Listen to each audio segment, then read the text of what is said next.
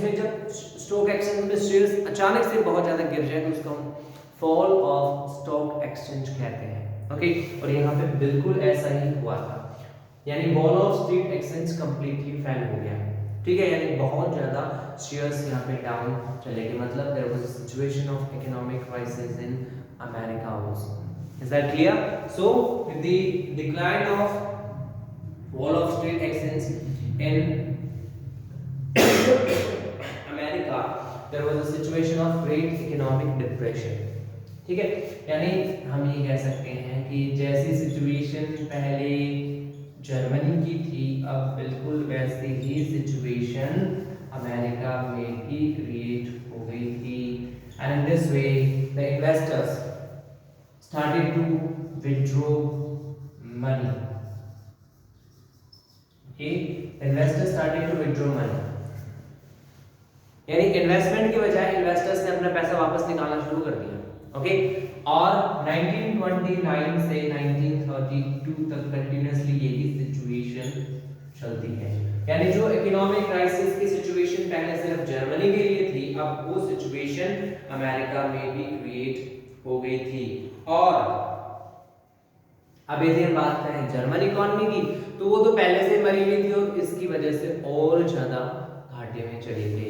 And in this way, from 1929 to 1932, the industrial production of Germany declined till 40%. यानी Germany का industrial production 40% minus हो गया, पहले से कम था। Because of the help of America it started to grow, कुछ बढ़ना शुरू किया था। लेकिन यहाँ पे 1929 से 1932 के बीच में जो इकोनॉमिक क्राइसिस की सिचुएशन क्रिएट हुई थी, उसमें जर्मनी का जो इंडस्ट्रियल प्रोडक्शन था वो लगभग 40% कम हो गया था, माइनस हो गया था।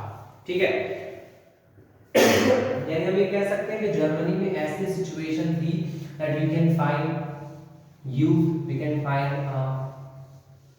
young persons moving in the street with play cards, willing to do any work। यानी ऐसे स्लोगन्स लिखे हुए प्ले कार्ड्स अपने गर्दन के चारों ओर लगाए गए आपको यहाँ पे युवा देखने को मिल सकते थे in Germany, in the streets of Germany wishing for work. यानी हम ये कह सकते हैं कि अनएम्प्लॉयमेंट की सिचुएशन बहुत ही खतरनाक तरीके से जर्मनी में क्रिएट हो गई थी। Is that clear? So there was a situation of unemployment.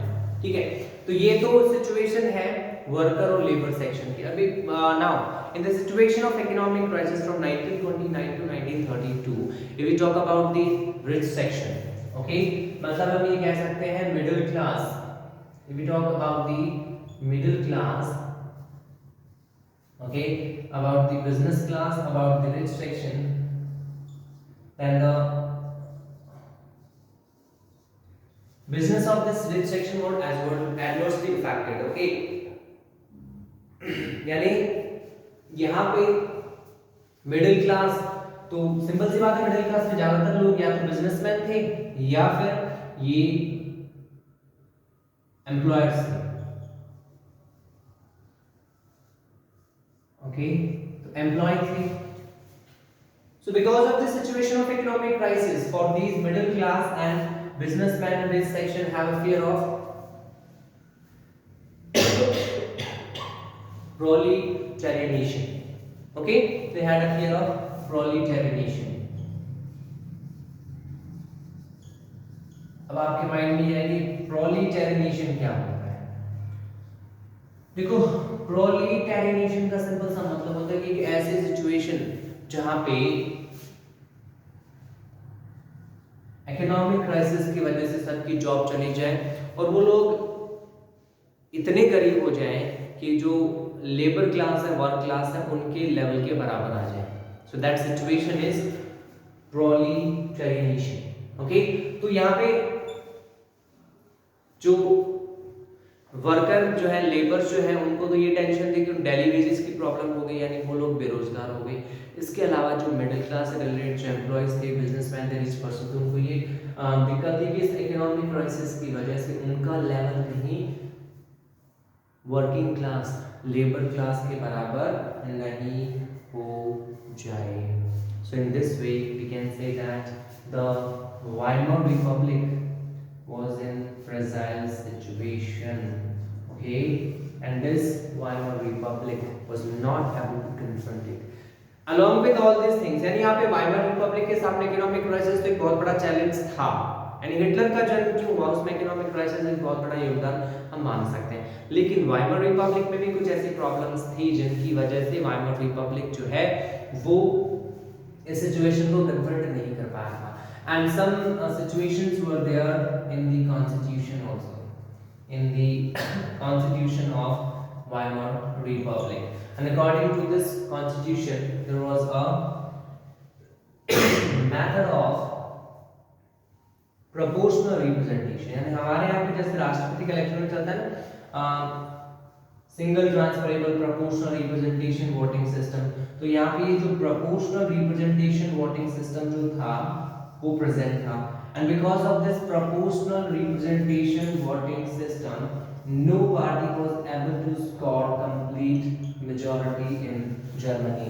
So coalition government बनी और इन coalition government की वजह से वाइमर रिपब्लिक जो है वो कोई भी स्ट्रिक्ट डिसीजन नहीं ले पाया, कोई भी प्रॉपर डिसीजन नहीं ले पाया in the matter of economic crisis. And in this way finally the people decided to move towards a system which could give them a better option. Okay, यानी जो national humiliation, economic crisis, fear of job, fear of wages, fear of hunger, and along with that civil rights, ये सारी चीजें finally मिलकर के कारण बनती है वाइमर रिपब्लिक के डिक्लाइन का, और इसी वजह से जन्म होता है हिटलर का. लेकिन about the birth of Hitler, about the rise of Nazism we will discuss in the next one. So stay tuned for the next. Stay tuned home. Be safe. Thank you very much. Have a nice day. Jai Hind. Jai Bharat.